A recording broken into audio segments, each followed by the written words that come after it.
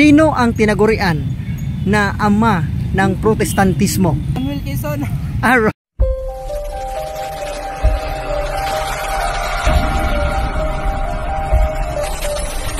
Evidencia Bíblica.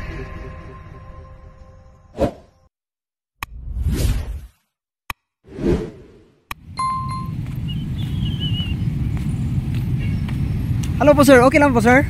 Ma-disturb? Okay na? So, may challenge po kami na pag nasagot na yung tatlong katanungan, bibigyan ko kayo ng 200 pesos pangdagdag snacks. May snacks. Then, pag isa lang yung nasagot sa tatlong tanong, you will receive 100. Pag wala talaga, at least you will receive 50 pesos. Okay lang po ba? Pag dalawang sagot, yung nasagutan nyo, 150. Pag tatlo, 200 pesos. Okay lang po ba? Okay. Sa first question natin, ma'am, ito. Sir, sino ang tinagurian na ama ng Protestantismo? The father of Protestantism. The father of Protestantism.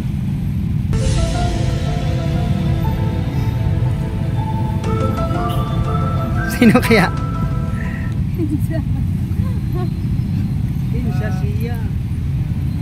Siya yung dahilan kung bakit maraming mga simbahan na nagsitayuan ngayong panahon na ito. Sige lang. Sayang 200 yun actually. Pang dagdag, pang palit snacks. Ha? Okay lang ka. Tigdaagan mo kaya ang paan. Isa? Kaloy. Oh! Taga tutulan na di ka day. Sige. College na day ka day. Manuel Quezon. Wrong. Oh no! Sa'yo ma'am.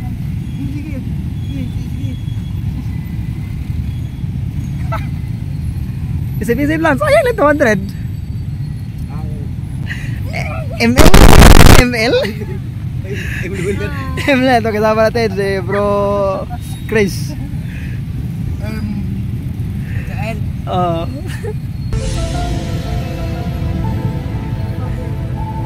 Hindi yung Mobile Legend. The father of Protestantism. Anong simbahan yung nag-compile sa Biblia? Anong simbahan yung nag-compile sa Biblia? Roman Catholic? Very good. Correct. Pangatlong tanong. Are you a Catholic, no? Catholic ka ba? Catholic. Okay. Pangatlong tanong. Kailan itinatag ang simbahang Katoliko? Specific year lang. Nakalimot ko bro. Iba naman kami. You can answer twice. Pag wrong yung isa, may chance pa. 1987. Wrong? Nah. Okay, pero may random na. Last one. 1942.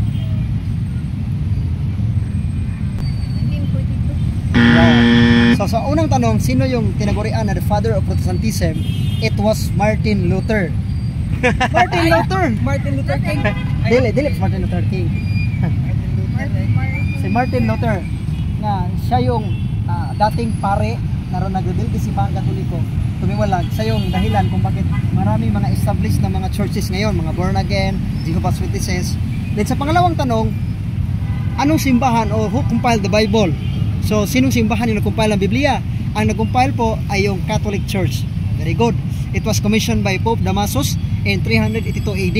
Then na-declare sa simbahan 405 AD na dapat tanggapin ng lahat ng mga tao o lahat ng mga Kristiyanos. So it was the word of God.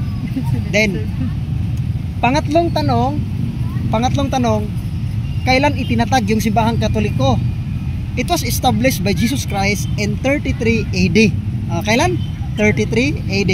By the way, so nakasagot yan ng isa. Congratulations, may 100 pangdagdag snacks. Thank you. God bless. Sige.